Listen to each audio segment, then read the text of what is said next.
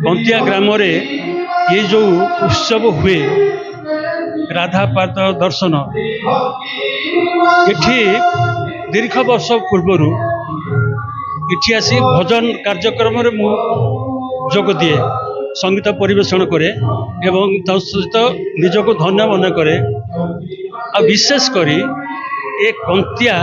कंतिया गोटे पारंपरिक ओडिसी चंपू छांद पारंपरिक भजन जलाण शुणा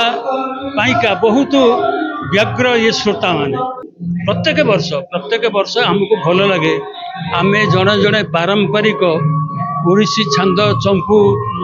ये सबू चौतीसा परिवेषण करिवार शिल्पी आमे एठी जेतेबेले श्रोता माने डिमांड करती जे सारे आपणठू आमे ओडिसी छांद चंपू आमर जो परंपरार गीत सेतेबेले आमे निज बहुत भल लगे आ प्रत्येक वर्ष निहाती इठी आसी मु प्रथमे उद्घाटन कले ये कार्यक्रम आरंभ राधाकांत देवंकर जो राधापाद दर्शन एबार नुहे ये केते कहीं केते अमल चली आसाने 50 दीर्घ 50 वर्ष तलर संस्था ये वर्तमान ये सब चली आर जो प्रोग्राम रखाई आपन जो देखिले एबे आज आमर आसीचंती ओडिशार बरण्य व्यक्तित्व जो माने संगीत रे आ नाटक बाबद जो मानकर बहुत परिचय अच्छी तेणु आमर एठाकार लोक मैंने बहुत कला प्रति बहुत आग्रही से ये सब कलाकार निर्दिष्ट किसी लोक आसिले संगीत आड़ीसी आमर ये सांस्कृतिक कार्यक्रम लगातार भाव चल आज आपंकर चली भंजन समारोह आसता काली हम घोड़ा नाच ता पर दिन को हम आपंकर हूँ दासकाठिया ता पर दिन हम प्रवचन ता पर दिन पुणी भजन आ शेष दिन पूर्णिमा दिन पूर्व दिन चतुर्दशी दिन से दिन भजन समारोह समापन हम राति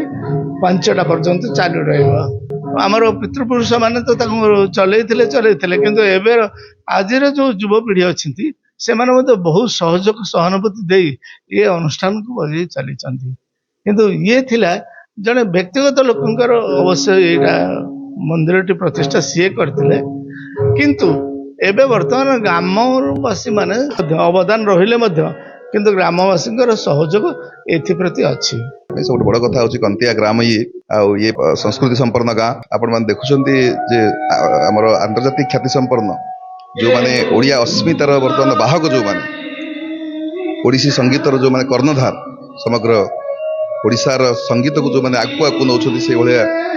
संगीतकार माने से माने सब गुरु माने समस्ते आसी एठी एकाठी होइछंती एवं ओडिसी संगीत परिवेषण करछंती एते सुंदर माहौल हेछि राधा कांत देवंकर ए जो प्रांगण रे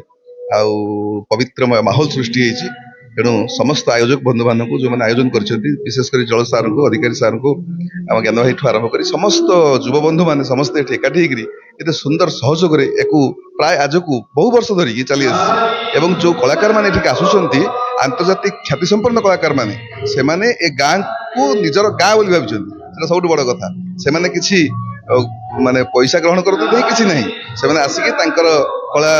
से संगीत परिवेषण करी ए गाँ को धन्य करते से आम समस्ते गर्वित एवं भारी मजा भी नौ सब वर्ष आसिक आधुनिकता ना कौटना कौटी आमर जो मूल परंपराटा जो पारंपरिक भाव में आमर जो अस्मिता रही से कौटना कौटी लुचि जा बेले ए गाँव में जो कला को पुणी आगु को आने गोटे प्रचेषा कर 5 दिन धरिक कार्यक्रम हम गोटे दिन हुए एक्चुअली यही वर्ष से एक्सटेंशन हो 5 दिन धरिक हम कार्तिक पूर्णिमा पर्यंत आ समस्त प्रकार भक्ति भाव जिते प्रकार आम कलात्मक जो संगीत सब रही से परिवेषण हम घोड़ा नाच आरंभ कर बहुत कार्यक्रम रही 5 दिन व्यापी एवं आम भी अनुरोध करूँ अंचल समस्त दर्शक माने समस्त श्रद्धालु माने समस्त आसंतु ये आनंद उपलब्धि करंतु भक्तिमय माहौल समस्ते आनंद नियंतु ये बुढ़ा 100 वर्ष ऊर्ध हम से तो राजा महाराज मंदिर कर जमींदार मंदिर कर 100 वर्ष पूर्व आजकल तो यूनिवर्स मंदिर चलती अलग से जनबसति है मंदिर दरकार जलाशय दरकार विभिन्न दरकार से समय मुझे अनुमान कर तेणु जहाँ कहूँ 100 वर्ष ऊर्ध आप किसी बर्तमान ये कहीपर मंदिर କାରଣ ଆମ ଜେଜେଙ୍କ ଅମଳରେ ପୁରା ପ୍ରତିଷ୍ଠା ହେଲା ସେଟା ବାପା ମାନେ ଛୋଟ ଛୋଟ ଥିଲେ ଦ୍ୱିତୀୟ ପୁରୁଷ କି ତୃତୀୟ ପୁରୁଷ ଭିତରେ ଏ ମନ୍ଦିର ପ୍ରତିଷ୍ଠା ହେଇଛି। ବର୍ତ୍ତମାନ ବହୁତ କିଛି କାମ ବାକି ରହିଛି। ବର୍ତ୍ତମାନ ପଞ୍ଚପୁରୁଷ ଆମେ ବର୍ତ୍ତମାନ ଠାକୁରଙ୍କ ଆଶୀର୍ବାଦରୁ ବର୍ତ୍ତମାନ ଡେଭଲପ୍ ଚାଲିଛି। ଗ୍ରାମାଞ୍ଚଳ ସାହାଯ୍ୟ ସହଯୋଗରୁ ସବୁ ଡେଭଲପ୍ ଚାଲିଛି। ଆଉ ଏଇ ଯୋଉ ଫଙ୍କସନ୍ ବର୍ତ୍ତମାନ ହଉଛି 85 ମସିହାରେ ହେଇଥିଲା। 85 ମସିହାରେ ମୋତେ 24 ବର୍ଷ ହେଇଥିଲା। ବନ୍ଦ ହେଇଗଲା। ସେ ପରିବେଶ ଅଲଗା ଥିଲା, ସେ ବନ୍ଦ ହେଇଗଲା। ତାପରେ ଇଏ ଷ୍ଟାର୍ଟ ହେଲା 6 ମସିହାରେ। 6 ମସିହାରୁ ଆଜି ବର୍ତ୍ତମାନ କେତେ 25 ପହଞ୍ଚି ବର୍ତ୍ତମାନ ଗାଁର ଯୁବଗୋଷ୍ଠୀ ଛାତ୍ରଗୋଷ୍ଠୀ ଗାଁର ସମସ୍ତଙ୍କର ସହଯୋଗ ରହୁଛି। 6ଟା ୱାର୍ଡ ସମସ୍ତ ସହଯୋଗ ରହୁଛି। ଅଞ୍ଚଳବାସୀମାନଙ୍କର ସାହାଯ୍ୟ ସହଯୋଗ ରହୁଛି। ଅନୁଷ୍ଠାନ ଚାଲିଛି। ଏ ଗାଁରେ 12 ମାସରେ 13 ଯାତ୍ରା ଚାଲିଛି। ତେଣୁ ଆଉ ଆଗକୁ ଚାଲିବ, ବଢ଼ିବ।